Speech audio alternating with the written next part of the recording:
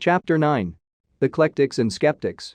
Philosophers who wished to belong to no school, philosophers who decried all schools and all doctrines. The two tendencies.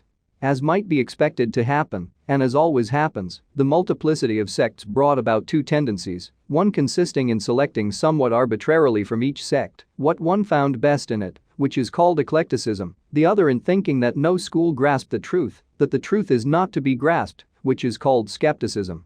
The Eclectics. PLUTARCH. The Eclectics, who did not form a school, which would have been difficult in the spirit in which they acted, had only this in common, that they venerated the great thinkers of ancient Greece, and that they felt or endeavored to feel respect and toleration for all religions. They venerated Socrates, Plato, Aristotle, Epicurus, Zeno, Moses, Jesus, St. Paul, and loved to imagine that they were each a partial revelation of the great divine thought, and they endeavored to reconcile these divergent revelations by proceeding on broad lines and general considerations. Among them were Mederitus, Nicomachus, Nemesius, etc. The most illustrious, without being the most profound though his literary talent has always kept him prominent, was Plutarch.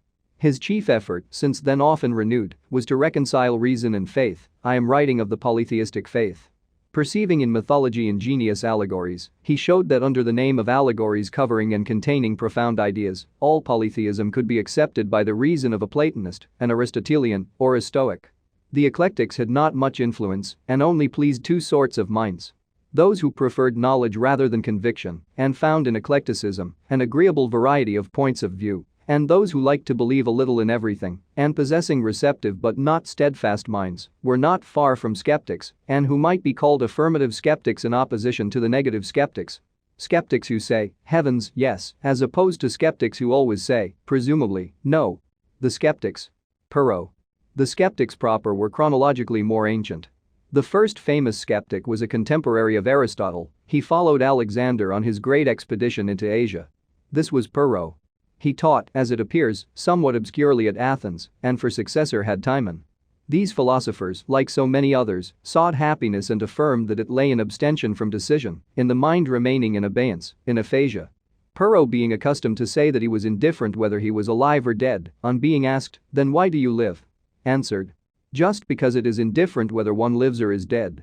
As may be imagined, their favorite sport was to draw the various schools into mutual opposition, to rout some by the rest, to show that all were strong in what they negative, but weak in what they affirmed, and so to dismiss them in different directions. The new academy. Skepticism, albeit attenuated, softened, and less aggressive, reappeared in a school calling itself the New Academy. It claimed to adhere to Socrates not without some show of reason, since Socrates had declared that the only thing he knew was that he knew nothing, and the essential tenet of this school was to affirm nothing. Only the academicians believed that certain things were probable, more probable than others, and they are the founders of probabilism, which is nothing more than conviction accompanied with modesty. They were more or less moderate, according to personal temperament. Arcesilaus was emphatically moderate and limited himself to the development of the critical faculties of his pupil. Carneades was more negative and arrived at or reverted to skepticism and sophistry pure and simple. Cicero, with a certain foundation of Stoicism, was a pupil and one of the most moderate of the New Academy. AENESIDEMUS, Agrippa, EMPIRICUS. Others built on experience itself, on the incertitude of our sensations and observations, on everything that can cheat us and cause us illusion, in order to display how relative and how miserably partial is human knowledge.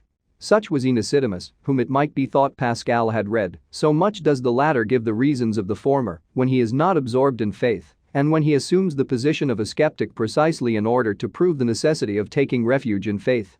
Such was Agrippa, such, too, was Sextus Empiricus, so often critical of science, who demonstrates, as to a slight extent M. Henry Poincaré does in our own day, that all sciences, even those which, like mathematics and geometry, are proudest of their certainty, rest upon conventions and intellectual conveniences.